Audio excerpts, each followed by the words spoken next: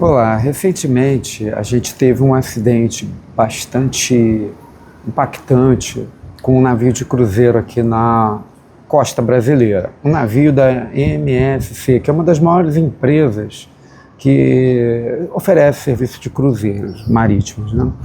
E esse incidente, o acidente, na verdade, ele causou uma grande preocupação nas pessoas que usam navios de cruzeiros, né? E a segurança mesmo de navios, porque houve uma inundação no nível 10, né, do casario, que é onde, vamos dizer assim, onde ficam as cabines, né? Então, encheu de água e as pessoas ficaram apavoradas, acharam que o navio ia afundar. Eu coletei alguns dados, tenho eles aqui, e estudei com as informações que estão disponíveis, né?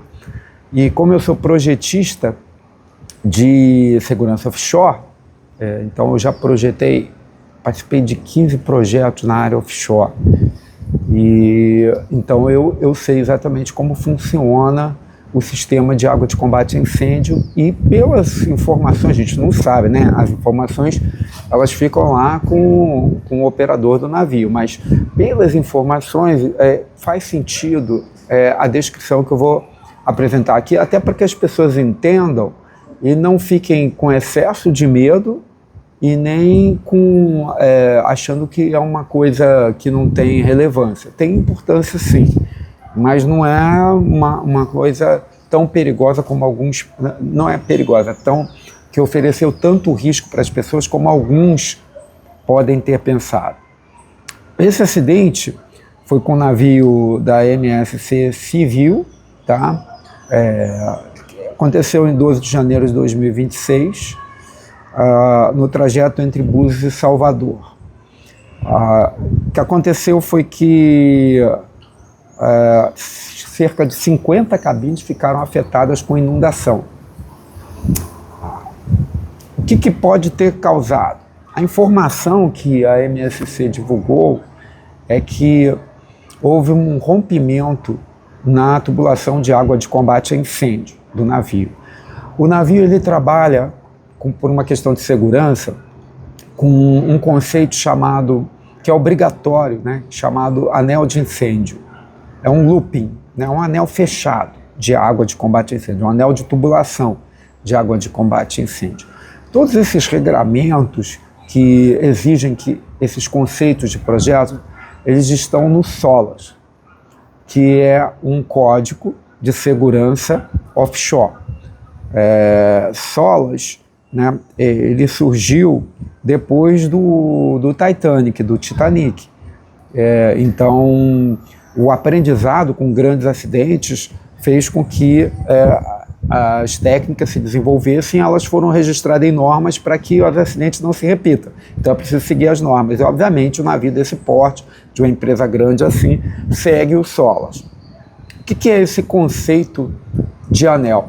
É um sistema onde você tem um anel fechado, né, como se fosse um anel mesmo de tubulação de água, e quando há um dano ali, um vazamento, uma falha, né, aquele anel, você pode fechar válvulas intermediárias. O vento está intenso aqui, mas não vai atrapalhar não. Você fecha essas válvulas, uma válvula antes, que a gente chama de amontante, e outra válvula depois, que a gente chama de jusante, né, do ponto que está vazando. E quando a gente faz isso, a gente isola o ponto de vazamento. E aí, só aquele trecho entre as válvulas, aquela água, é que vaza. Então, esse trecho às vezes é grande, porque as válvulas ficam às vezes distantes, e em outros casos não, são trechos menores, né?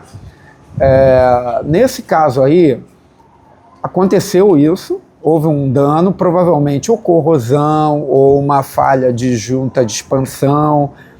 Tem vários equipamentos que podem falhar. Essa falha, ela mostra algum problema de manutenção, tá? Porque é feita uma manutenção rigorosa justamente para antecipar qualquer chance de um vazamento como esse. Mas alguma coisa saiu errado e houve esse vazamento. pode ter sido até mesmo um flange, uma solda ou algum equipamento na linha que falhou e vazou. Quando isso acontece, esse anel de incêndio ele tem uma bomba pequena que fica mantendo ele pressurizado, ele já fica pronto para combater o incêndio. Você sabe que um navio como esse, se pegar fogo, tem que apagar logo o incêndio.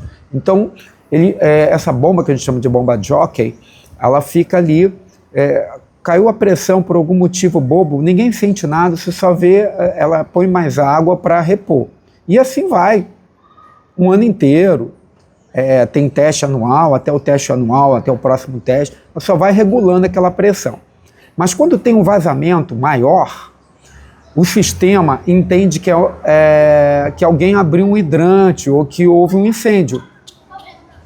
Então, para aquela pressão ser recuperada, porque quando é um vazamento, um rompimento, é muita água, então a pressão cai, não é um pequeno vazamento, não é uma coisa pequena, então a bomba jockey não resolve, aí entram as bombas principais.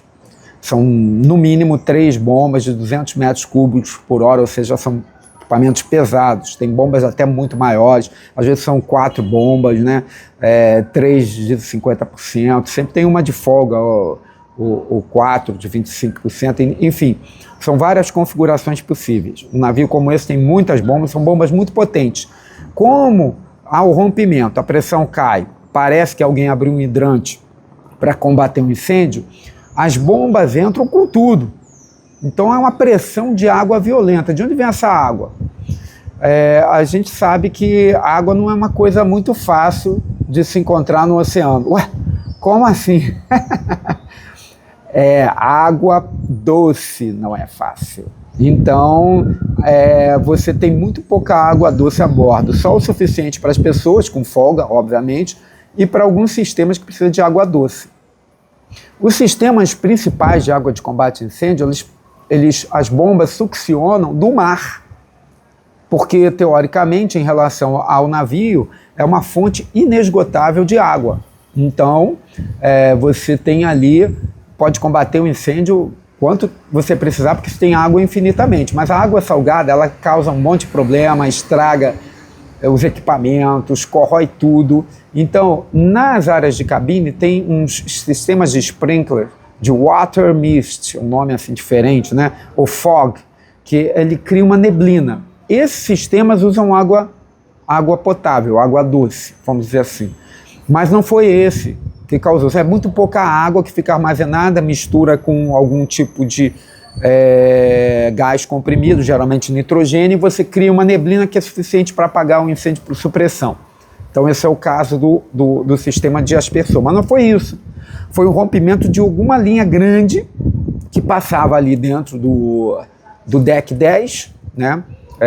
Seria equivalente ao andar 10 do hotel, e essa água começou a sair, abaixou a pressão, entrou a bomba jockey, viu que era algo maior, então não era aquela bombinha pequena, entraram as bombas parrudas, e tome água do mar, tome água do mar, tome água do mar, e foi inundando. Mas não tinha perigo nenhum, essa água, ela não tem quantidade suficiente para afundar um navio, não tem. Ela pode danificar, criar curto-circuito, problemas de luz, estragar tudo, corroer tudo, desconforto, obviamente, para as pessoas, interditar um deck, mas ela não vai afundar o navio. Teoricamente, isso não seria possível com um rompimento apenas. Mas houve uma grande falha. Por quê? Quando ocorre esse tipo de queda de pressão, de rompimento, uma série de alarmes toca dentro do passadiço, né, que é a sala de controle do navio. E o engenheiro de segurança offshore, que está a bordo, ele vai entender o que está acontecendo e vai procurar saber se é um incêndio de verdade ou se é um vazamento. E para isso ele tem pessoas a bordo que se deslocam para lá, que trabalham no navio, que vão rapidamente checar se é um incêndio confirmado ou não. Além de detetores de fogo e gás que estão sempre emitindo sinais dizendo se tem fogo confirmado ou não.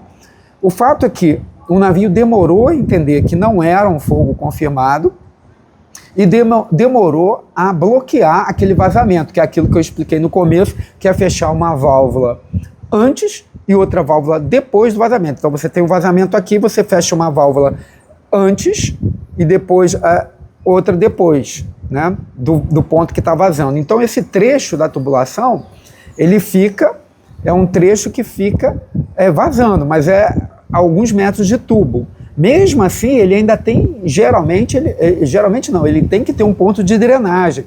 Então qual era a operação correta? Detetou a queda de pressão. Entrou a bomba jockey, não deu conta, entrou a bomba principal. Ok. Então você tem ali uma situação que precisa confirmar se é incêndio verdadeiro ou vazamento. Aí começam as falhas. Alguém tinha que ir lá no local e confirmar, é incêndio ou não. Na dúvida, deixa rompido. Como demorou a confirmar que era vazamento, então a água foi enchendo. A água foi enchendo.